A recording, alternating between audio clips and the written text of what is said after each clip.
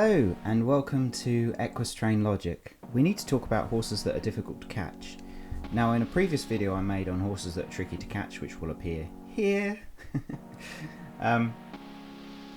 I took a super unhandled pony and showed you a method that I would use with catching a really unhandled pony. For this purpose, we've got two very domesticated horses in the field.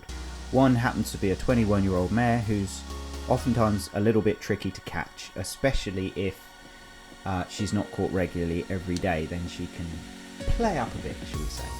The other horse in the field, he belongs to me. He's one of my horses. He's super easy to catch. He's called Merlin. He's a thoroughbred, and he wants to be with me. In fact, he doesn't even need to be caught because he just follows me around anyway. As soon as he sees me, he starts following me around. So he's a real attention seeker, if you will.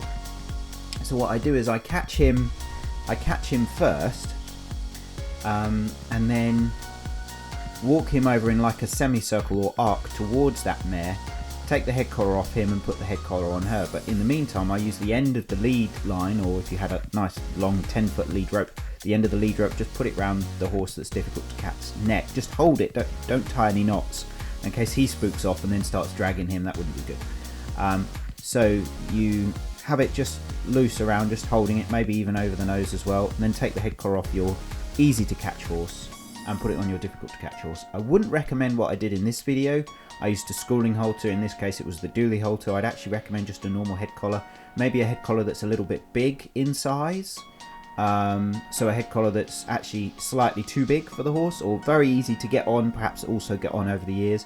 I wouldn't recommend a very old stiff leather head collar either, one that's going to be difficult to buckle up.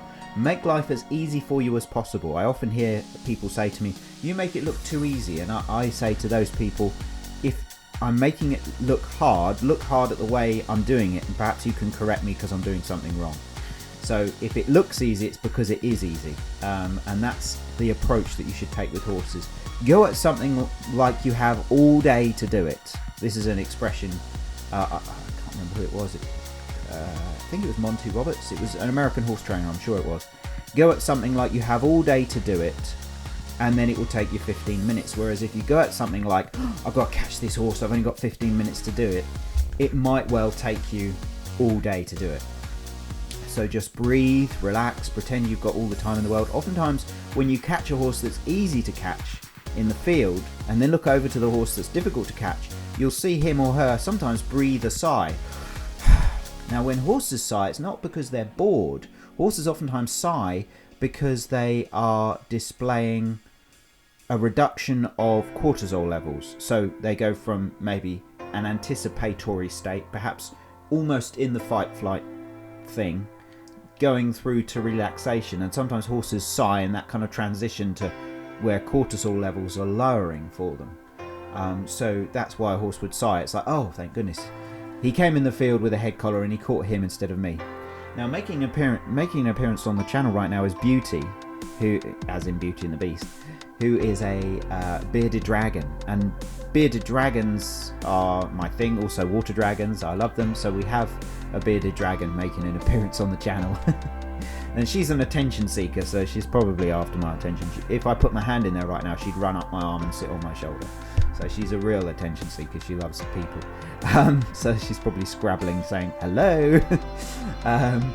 So she wants to come out. But anyway, that's what I would recommend that you do with horses. So I actually videoed a little demonstration for you with these two horses. One that you'd walk towards in the field and she'd just walk off or even trot away from you.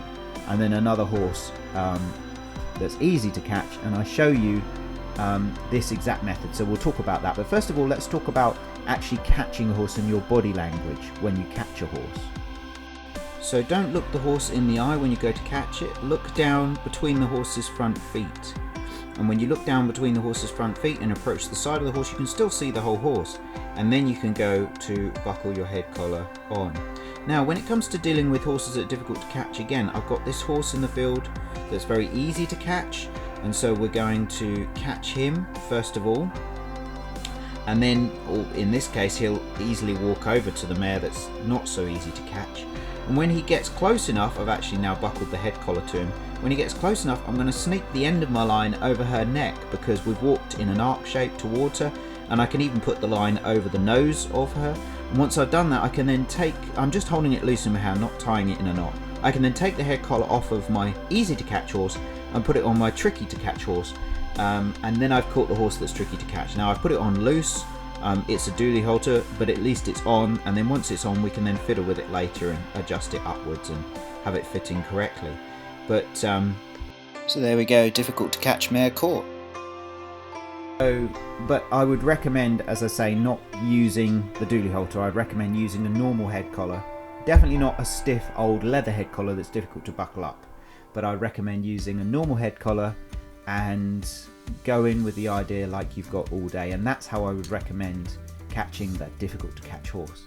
On the next video we're going to show you a demonstration of what you can do with grooming and half a cup of horse nuts or pony nuts, and how the combination of those two things will help you, but it will be a different thing to what you're expecting.